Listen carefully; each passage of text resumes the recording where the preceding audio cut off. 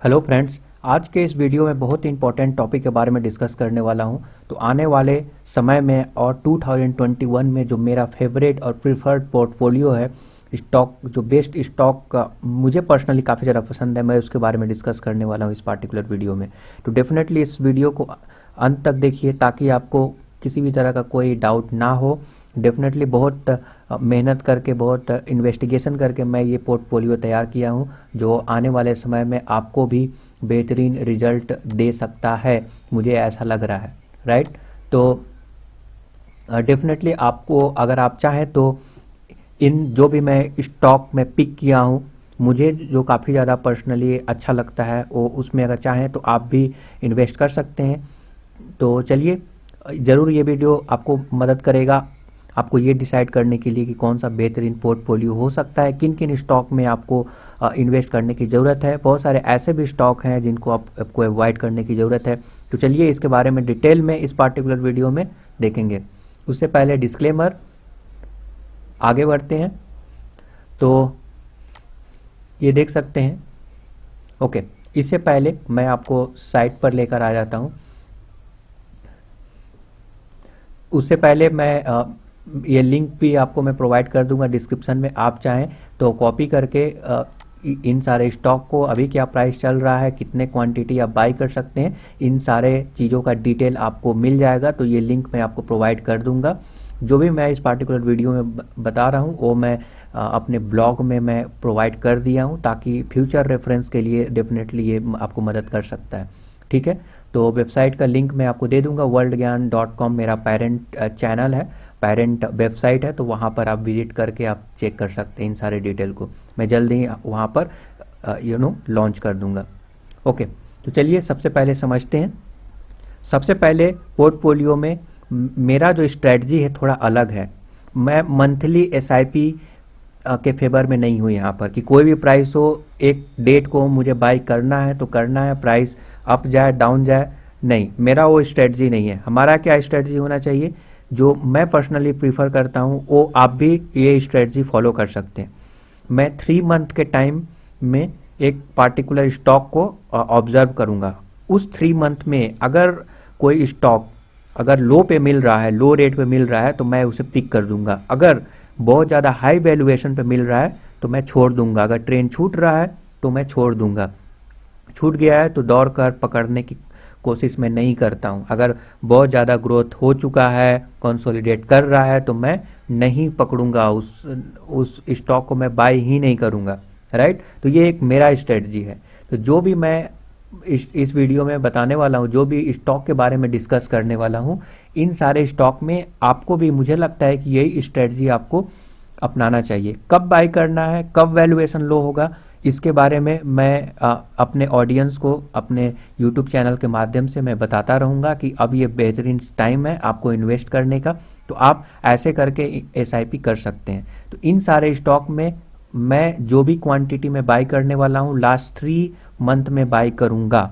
Okay, जब valuation लो रहेगा तभी मैं बाई करूँगा। अगर हाई वैल्यूएशन चल रहा है तो बाई नहीं करूँगा। अभी मैं आपको बता दूं कि मार्केट बहुत ऊपर है।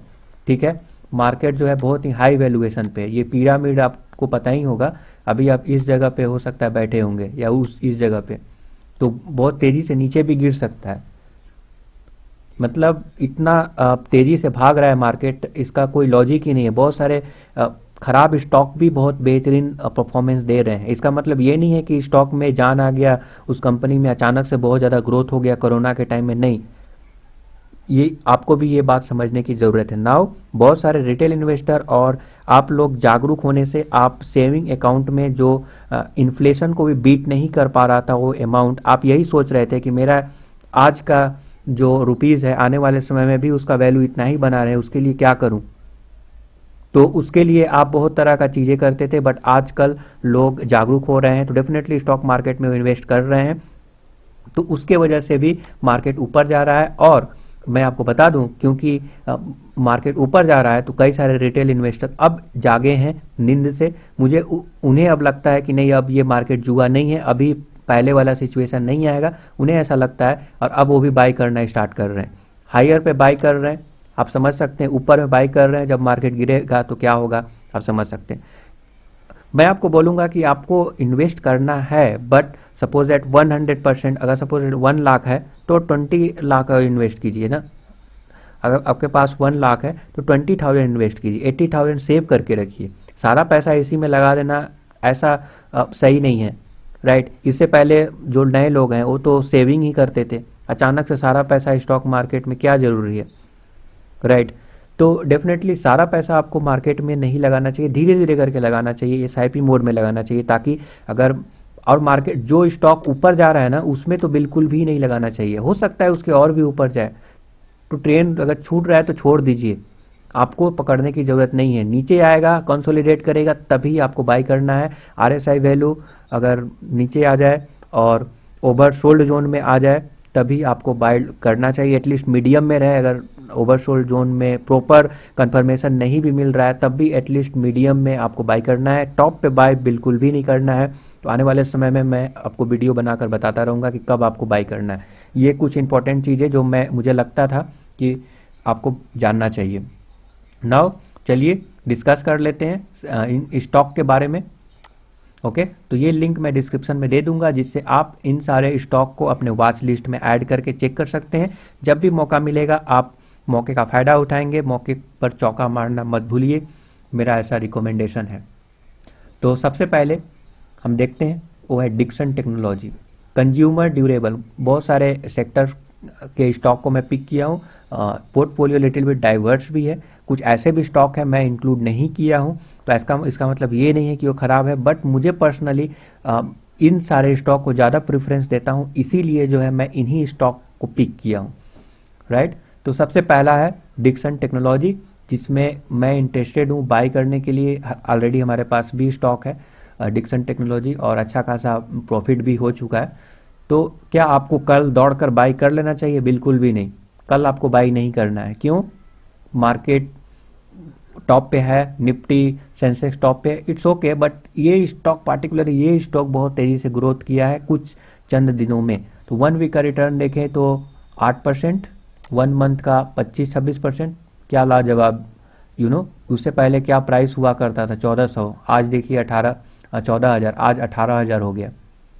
तो आप दौड़ कर यहाँ पे बाई ना करें, कुछ कंसोलिडेट होने दें, ऊपर जाता है और जाता है, जाने दें, कोई फर्क नहीं पड़ता है। ऐसा थोड़ी होता है कि रोज ऊपर जा रहा है ऊपर जा रहा है, अब नीचे आ ही नहीं रहा है।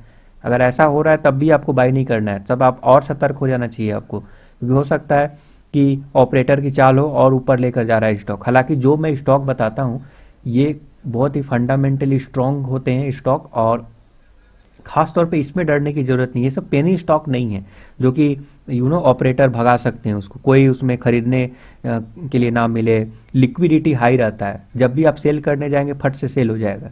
तो इन सारे स्टॉक में कोई प्रॉब्लम नहीं आएगा जो मैं आपको बताने वाला हूँ। किसी भी तरह का पेनी स्टॉक मैं नहीं बताता, मीन्स अगर बेहतरीन स्टॉक अगर है, पेनी स्टॉक अगर है, तभी मैं एक दो को मैं बताऊंगा, रिकमेंड करूंगा, बट जनरली मैं नहीं करता, राइट। तो चलिए डिस्कस कर लेते हैं। डिक्सन टेक्नोलॉजी बहुत ही बेहतरीन ग्रोथ है, बट अभी बाई नहीं करना है, वैल्यूएशन हाई है और मार्केट करेक्ट होने दीजिए। नहीं होता है कोई बात नहीं, बट आपको मौके की तलाश में आपको रहना पड़ेगा। मौका मिलेगा एंट्री करने का, एंट्री कर लीजिएगा। जो भी स्टॉक मैं बता रहा हूँ 3 मंथ में उस टारगेट को अचीव करना है। 3 मंथ में 1 स्टॉक आपको बाई करना है, डिक्सन टेक्नोलॉजी, राइट। कितना परसेंटेज वेटेज में दिया हूँ? 28-30% के राउंड, क्योंकि बेहतरीन स्टॉक है, आने वाले समय में और भी ज़्यादा ग्रोथ हो सकता है। ओके, वेट पे आपको नहीं जाना है। मान लीजिए किसी वैल्यूएशन अगर लो पर नहीं मिल रहा है तो स्किप भी कर सकते हैं, ऐसा कोई कंपलसरी नहीं है, बट ट्राई कीजिए कि इसको 28% में वेटेज दिया हूँ, ट्राई कीजिए कि 3 मंथ में 1 स्टॉक आप ऐड करते चलिए। Okay okay, all right. तो ये शानदार स्टॉक है, इसके बारे में ऑलरेडी मैं काफ़ी ज़्यादा डिस्कशन कर चुका हूँ। तो चलिए आगे बढ़ते हैं। वो है ऑटोमोबाइल में टाटा मोटर्स। टाटा का नाम ही काफ़ी है यहाँ पर, ओके। और आने वाले समय में मुझे लगता है कि इसमें ग्रोथ हो सकता है। हालांकि मैं आपको बता दूं कि ये जो सेक्टर है ना ऑटोमोबाइल सेक्टर, कोरोना से पहले भी ये जूझ रहा था, राइट, पहले भी जूझ रहा था। तो ऐसा नहीं है कि कोरोना के बाद अचानक से ग्रोथ हो गया या फिर कुछ जादू हो जाएगा और ये बहुत तेज़ी से बढ़ जाएगा, ऐसा कुछ भी नहीं होगा। बट अगेन आपको लेकर चलना है, क्योंकि आने वाले समय में इसमें ग्रोथ की अपॉर्चुनिटी है। आने वाले समय में टाटा मोटर्स को डेफिनेटली और भी ग्रोथ, मुझे लगता है कि इसमें और भी पोटेंशियल है और आगे ग्रो कर सकता है, बट अभी बाई नहीं करना है क्योंकि अभी इसका वैल्यूएशन काफ़ी ज़्यादा हाई है। अगर हम टाटा मोटर्स के बारे में बात करें तो क्या लाजवाब रिटर्न मिला है, आप देखेंगे तो दंग रह जाएंगे। मैं तो बहुत दिनों से ट्रैक कर रहा हूँ, हालांकि मैं भी एंट्री नहीं कर पाया इसमें। तो देख सकते हैं 1 मंथ में 32% का रिटर्न और 1 ईयर में 91% का रिटर्न। देख सकते हैं 32% का रिटर्न 1 वीक में थोड़ा बहुत लॉस में है। मुझे लगता है थोड़ा बहुत और करेक्ट होने दीजिए, उसके बाद आप एंट्री कर सकते हैं टाटा मोटर्स में। ये बहुत ही बेहतरीन स्टॉक है, आने वाले समय में इसमें ग्रोथ की अपॉर्चुनिटी मुझे स्कोप दिख रहा है टाटा मोटर्स में, तो डेफिनेटली आप बाई कर सकते हैं टाटा मोटर्स। उसके बाद ऑटोमोबाइल में टाटा मोटर्स मुझे लगता है कि आने वाले दिनों में इसमें ग्रोथ होगा। देन कंस्ट्रक्शन के क्षेत्र में अगर हम बात करें तो एल एन टी जो है वेल एस्टेब्लिश्ड कंपनी है कंस्ट्रक्शन के क्षेत्र में, तो डेफिनेटली आपको इसको कंसिडर करना चाहिए। मैं आपको बता दूं ये पूरा का पूरा सेक्टर ही जूझ रहा था कोरोना से पहले, तो क्या कोरोना में तो कोई ज़्यादा ग्रोथ हो जाएगा अचानक से, ऐसा तो मुझे नहीं लगता। आने वाले समय में थोड़ा बहुत और भी इसमें कंसोलिडेशन रहे, या फिर कोरोना के वजह से जो स्टॉक में बहुत तेज़ी से रैली हुआ और आप लोग जागरूक होकर जो इन्वेस्ट कर रहे हैं, नए लोग आकर इन्वेस्ट कर रहे हैं और स्टॉक के प्राइस को ऊपर लेकर जा रहे हैं, तो मैं बता दूं इसके वजह से आने वाले समय में कंस्ट्रक्शन में डेफिनेटली ग्रोथ देखने को मिलेगा, क्योंकि जैसे जैसे इंडिया ग्रो करेगा कंस्ट्रक्शन का काम भी ग्रो करेगा और इन सारे कंपनीज को प्रॉफिट होगा, क्योंकि पहले से ही ये जूझ रहा था ये सारे सेक्टर। तो गवर्नमेंट का निगाह भी इन सारे सेक्टर पे है, गवर्नमेंट भी फंडिंग कर रहा है और सपोर्ट कर रहा है लेसर्न टुब्रो और पीएनसी इंफ्राटेक लिमिटेड जैसे स्टॉक को। तो इसीलिए मुझे लगता है कि आने वाले समय में ये जो है कंस्ट्रक्शन के क्षेत्र में ये दो जो स्टॉक हैं वो ग्रो कर सकते हैं, राइट। मैं आपको बता दूं पीएनसी इंफ्राटेक लिमिटेड ये गवर्नमेंट के बहुत सारे प्रोजेक्ट पर काम कर रहा है, तो इसमें आप चाहें तो इस स्टॉक को बाई कर सकते हैं कंस्ट्रक्शन के क्षेत्र में। अगर हम इसके डिटेल अगर मैं दिखाऊं पीएनसी इंफ्रा, अगर मैं इसका डिटेल में दिखाऊं तो 700 समथिंग करोड़ का मार्केट कैप है, बुक वैल्यू 106 और आरओसी 20.9, फेस वैल्यू 2। अगर प्रोज के बारे में बात करें तो company has deliver good profit growth, यही बेहतरीन चीज़ है। आपको लंबे समय तक अगर किसी स्टॉक को बाय करना चाहते हैं ना, तो ये देखना चाहिए, आपको ये देखना चाहिए कि ये ग्रोथ हो रहा है कि नहीं कंपनी में अगर ग्रोथ है क्वार्टर ऑन क्वार्टर बेसिस पे अगर देखा जाए तो चलिए मैं दिखाता हूं आपको। नेट प्रॉफिट के बारे में डिस्कस किया जाए तो देख सकते हैं इसमें ग्रोथ ही देखने को मिला है क्वार्टर ऑन क्वार्टर बेसिस पे। तो देख सकते हैं ये 2010 से 2020 में मीन्स हर एक ईयर के बारे में अगर हम देखें तो इसमें ग्रोथ ही देखने को मिला है, जिसमें पहले 45 और देन 71, 78, 75, 55, 91, 209, 118, 243, 351 देख सकते हैं इसमें ग्रोथ ही देखने को मिला है। तो डेफिनेटली आप बोल सकते हैं कि आने वाले समय में और भी ग्रो कर सकता है। ग्रोथ अगर कंपनी में है तो डेफिनेटली उस स्टॉक को आप पिक कर सकते हैं। ग्रोथ नहीं है फिर भी प्राइस भाग रहा है तो उसमें आपको डरने की ज़रूरत है। न्यूज़ के बेसिस पे हमेशा एग्जीक्यूट होगा न्यूज़, ऐसा ज़रूरी नहीं है कि कंपनी अचानक से कोई जादू कर देगा, पहले नहीं कर रहा था अचानक से ग्रोथ हो जाएगा 100% ग्रोथ, ऐसा नहीं होता है, राइट। टाइम लगता है। अगर कोई कंपनी बोलता है कि आने वाले समय में बहुत ज़्यादा ग्रोथ हो जाएगा, तो क्या पहले उन लोग क्या नहीं सोच रहे थे? क्या पहले भी तो सोच रहे थे, अचानक से क्या ऐसा कर देंगे? ठीक है, तो आपको ये चीज़ें समझना पड़ेगा। लॉन्ग टर्म के लिए कर रहे हैं तो मेक श्योर कि आपको वही स्टॉक में इन्वेस्ट करना है जो ग्रोथ दिखा रहा है। ग्रोथ नहीं है और प्राइस भाग रहा है तो फिर आप सतर्क हो जाइए। मैं जितना भी स्टॉक में बोला हूँ ना, मोस्ट ऑफ द स्टॉक मैं आपको जितना भी रिकमेंड कर रहा हूँ, मोस्ट ऑफ द स्टॉक में ग्रोथ देखने को मिल रहा है, तो इसीलिए मैं आपको रिकमेंड कर रहा हूँ। ओके, इंश्योरेंस सेक्टर में अगर हम बात करें तो अगेन दो बड़े नाम जैसा कि आपको पता है कि HDFC लाइफ इंश्योरेंस और ICICI प्रूडेंशियल लाइफ इंश्योरेंस, मैं इंश्योरेंस सेक्टर को क्यों मैं आपको सजेस्ट कर रहा हूँ उसके पीछे का लॉजिक मैं आपको बता देता हूँ। इंश्योरेंस सेक्टर आने वाले समय में ग्रो करेगा। क्यों? क्योंकि बहुत सारे लोग पहले क्या होता था कि यू नो बैंक में भी पैसा नहीं डालते थे, बट उन्हें पता चला कि बैंक में डालने से कुछ उनको रिटर्न मिलेगा 5% 3%।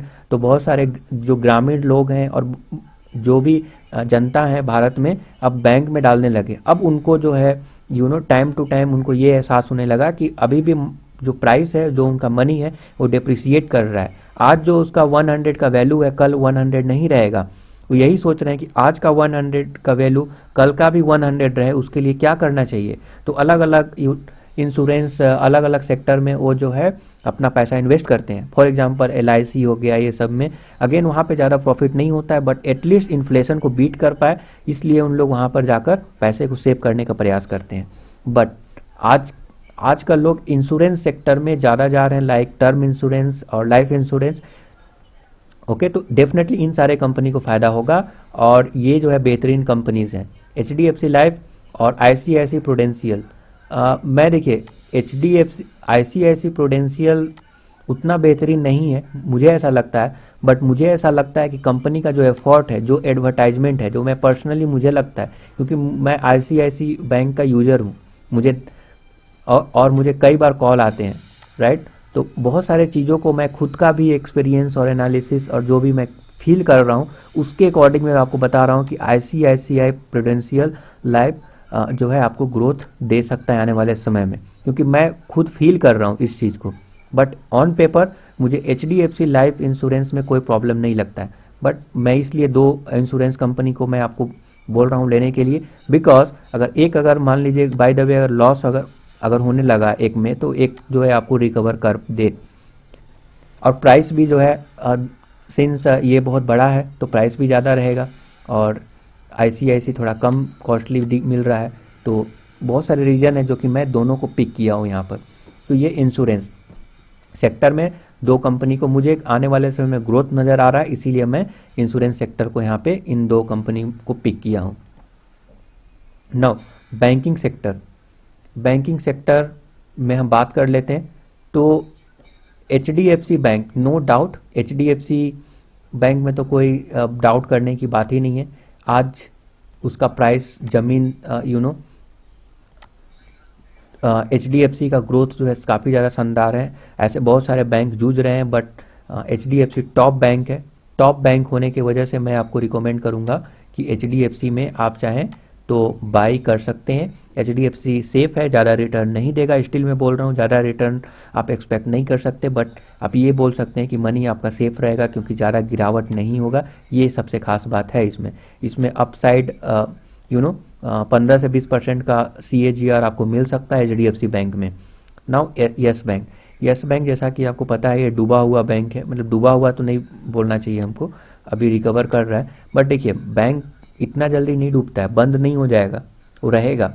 गवर्नमेंट का नज़र रहता है वहाँ पर, RBI का नज़र रहता है, तो बैंक को तो डूबने नहीं देगा।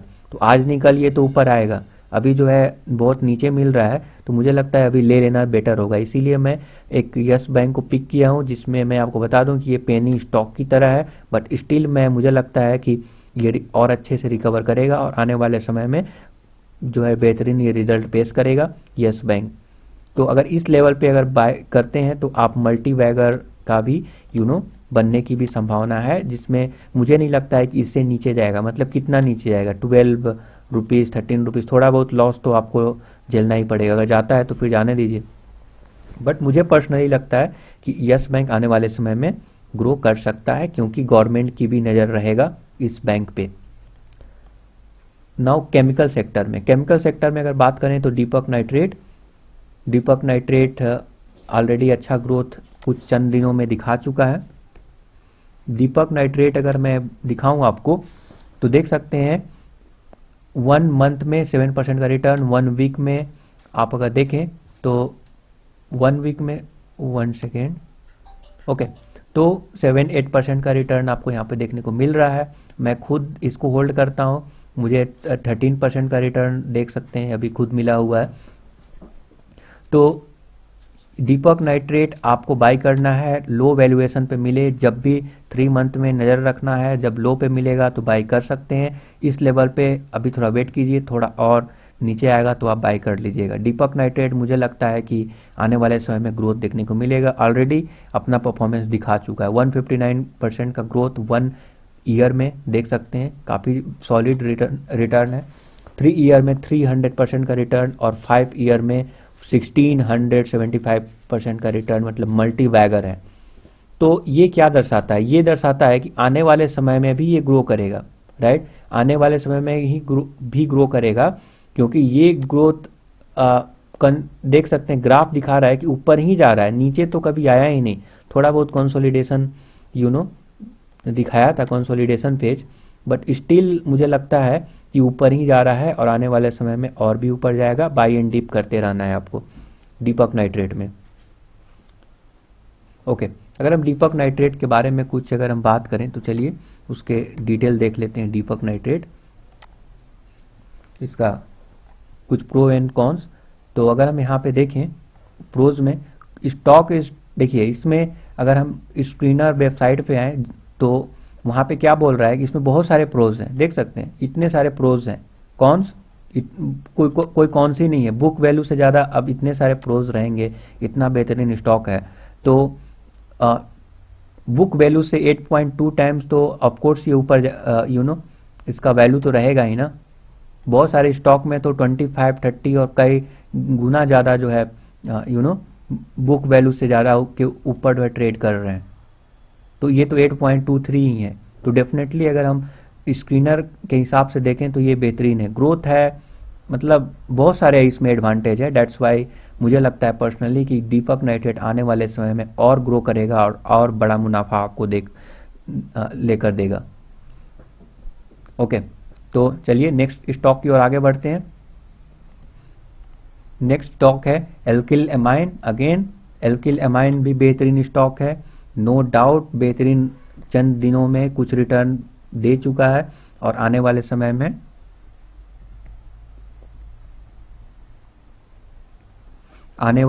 में और भी जो है मुनाफा आपको दे सकता है एल्किल एमाइन।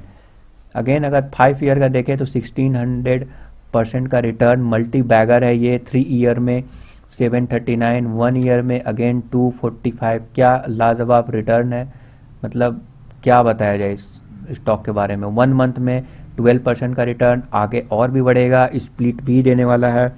बोर्ड ने ऐसा बोला है कि 5 फेस वैल्यू को घटाकर 2 फेस वैल्यू किया जाएगा, तो डेफिनेटली आपको स्प्लिट का बेनिफिट आगे मिल सकता है इस स्टॉक में। तो आप चाहें तो इसको बाई कर सकते हैं। तो देख सकते हैं मैं खुद पर्सनली अभी होल्ड किया हुआ हूँ और 6% के अराउंड बेनिफिट में हूँ। इससे पहले भी मैं होल्ड किया था, बट बीच में मैं सेल कर दिया था जब मार्केट कंसोलिडेट कर रहा था। जो बजट से पहले का जो मोमेंट बना था, तो फिर से मैं एंट्री कर लिया। ओके, अभी बाई करना है। मुझे लगता है कि इस लेवल पर भी बाई कर सकते हैं, बट मैं एक ऐसा टाइम बताऊंगा जो बेस्ट टाइम होगा, तो आप मुझसे मेरे साथ बने रहिए, मैं आपको ज़रूर बताऊंगा। इस लेवल पर बाई करना चाहते हैं, नो इशू, बाई कीजिए, इससे आगे डेफिनेटली ऊपर जाएगा। बट वैल्यूएशन तो थोड़ा हाई हो गया ना, 11% देख सकते हैं 1 मंथ में, 12% तो ग्रोथ हो चुका है, तो आप 12% तो नुकसान हो गया आपको। थोड़ा और कंसोलिडेट करके और नीचे आएगा, देख सकते हैं नीचे भी कितना बार आया है। तो ज़रूरी थोड़ी है कि आपको हाई पर ही लेना है, आप थोड़ा वेट कर लीजिए, मिलेगा, ज़रूर मिलेगा। अगर हम 3 मंथ के बारे में बात करें तो 3 मंथ में 19 डेज होते हैं, तो क्या 19 डेज जो है ऊपर ही जाता है क्या? बहुत सारे दिन, कुछ दिन तो नीचे भी आएगा ना, तो जब नीचे आएगा तब आप बाई कर लीजिएगा। नाउ नेक्स्ट स्टॉक की ओर आगे बढ़ते हैं। एल्किल एमाइन बेहतरीन स्टॉक है, उससे पहले स्क्रीनर पे उसका कुछ एडवांटेज देख लेते हैं। ये सारे जो मैं पढ़कर बताऊंगा आप खुद जाकर स्क्रीनर के वेबसाइट पे चेक कर सकते हैं, तो मुझे लगता है कि आप खुद से चेक कर लीजिए। इसका फेस वैल्यू 5 से 2 होने वाला है, तो आपको स्प्लिट का बेनिफिट यहाँ पे देखने को मिल सकता है। अगर हम प्रोज के बारे में बात करें तो अगेन सब प्रोज हैं, कॉन्स कुछ है ही नहीं। देख रहे हैं ये प्रोज है, देख सकते हैं ये प्रोज है। इसमें तो मुझे कॉन्स दिख ही नहीं रहा। स्क्रीनर भी बोल रहा है कि सारे के सारे प्रॉन्स हैं। Company has reduced depth, company is almost डेप्ट फ्री, CAGR 33%। क्या लाजवाब ग्रोथ है। आने वाले समय में और भी ग्रोथ देखने को मिलेगा और लास्ट 5 ईयर में बहुत ही बेहतरीन ग्रोथ देखने को मिला है, तो आप इसको ज़रूर बाय करें, बहुत ही बेहतरीन स्टॉक है। नाउ केमिकल सेक्टर में मैं 2 ही पिक किया हूँ, हालांकि बहुत और भी स्टॉक है बट मुझे ज़्यादा बिलीव इन 2 स्टॉक पे है। उसके बाद FL India limited. FL India के बारे में देख लेते हैं। रिसेंटली बहुत ही ज़बरदस्त ग्रोथ देखने को मिला है। तो अगर हम 1 डे के बारे में बात करें तो यहाँ पे देख सकते हैं 5% का अपर सर्किट। 1 वीक में बात करें तो 24% रिटर्न। अभी बाई नहीं करना है। इसमें जो है RSI वैल्यू 85 का है, बहुत ही ओवरबॉट जोन में चला गया है, ओवरसोल्ड जोन में जाने का इंतज़ार करना चाहिए। अगर हम 1 वीक का देखें तो लंबे समय तक कंसोलिडेट करने के बाद बहुत ज़बरदस्त ब्रेकआउट दिया है, बहुत ही बेहतरीन स्टॉक है, बट अभी बाई नहीं करना है आपको। 1 ईयर में 168%, 3 ईयर में 500 समथिंग, 5 ईयर में मतलब 3 ईयर तक का ही है, 5 ईयर में 500 समथिंग का रिटर्न। तो आने वाले समय में और भी ऊपर जाएगा, बट हाई वैल्यूएशन पे बाई ना करें। जरूर ये नीचे आएगा तब आप बाई कर सकते हैं, मैं आपको इन्फॉर्म कर दूंगा कब बाई करना है। 19 डेज का टारगेट लेकर चलिए। जब भी 19 डेज में अगर नीचे जाता है तो आप FL इंडिया में एक स्टॉक बाई करना है 19 डेज में। उसी टाइप से इन्फोएज, naukri.com, तो आपको भी पता है कितना बेहतरीन स्टॉक है इन्फोएज, naukri.com हो गया, आई थिंक जीवन साथी, जोमेटो, इन सारे एप्लीकेशन और वेबसाइट में इसका कारोबार होता है। तो डेफिनेटली इन्फोएज आप कंसिडर कर सकते हैं फॉर ए लॉन्ग टर्म। और भी आगे ग्रोथ देखने को मिलेगा। 3 ईयर में 300% ग्रोथ, 1 ईयर में 87%, 1 मंथ में ठीक ठाक है, 1 वीक में 6-7% का ग्रोथ। तो naukri.com, इन्फोएज डेफिनेटली आप अपने पोर्टफोलियो में रखिए। आने वाले 90 डेज में जो है 3 मंथ में जब भी लो वैल्यूएशन पे मिलेगा, RSI वैल्यू लो मिलेगा और इंडिकेशन जो बेस्ट टाइम होगा बाय करने का, जरूर 90 डेज में कभी ना कभी तो आएगा, उस समय आप बाय कर लेंगे, राइट। तो इसका प्राइस चल रहा है ये वाला 5373 और अगर मैं यहाँ पे दिखाऊं तो 5370 आज का प्राइस है। देखिए मैं जो भी अभी बता रहा हूँ ना, आने वाले समय में मैं इसी का रेफरेंस आपको दूंगा कि मैंने इस लेवल पे बनाया था वीडियो, देख लो इस लेवल पे बनाया था वीडियो, 500 समथिंग प्राइस था, अभी आज ये प्राइस हो गया है, तब आपको लगेगा ओह मैं मिस कर गया, ठीक है, बट आपको ये नहीं भूलना चाहिए। उसके बाद IT सॉफ्टवेयर, इसमें बताने की क्या ज़रूरत है। IT इतना तेज़ी से ग्रो कर रहा है, ठीक है, ये सेक्टर ही ग्रो कर रहा है। तो TCS लार्ज कैप बहुत ही बेहतरीन स्टॉक है, सब कुछ प्लस पॉइंट है TCS में। तो यहाँ पे ज़्यादा रिटर्न का एक्सपेक्टेशन आप नहीं रख सकते, धीरे धीरे ग्रोथ होगा। ये 15 से 20% का सालाना ग्रोथ हो जाए बेहतर है, उतना ही ग्रोथ चाहिए आपको। HCL में भी वही 30 टू 15 से 20% का रिटर्न आपको देखने को मिलेगा 1 ईयर में। तो डेफिनेटली इन दोनों में से कोई भी स्टॉक आप दोनों भी बाई कर सकते हैं, या फिर HCL को हटाकर इन्फोसिस रख लें। इन्फोसिस भी बेहतरीन है, बट मुझे पर्सनली ये 2 स्टॉक बेहतरीन लगता है।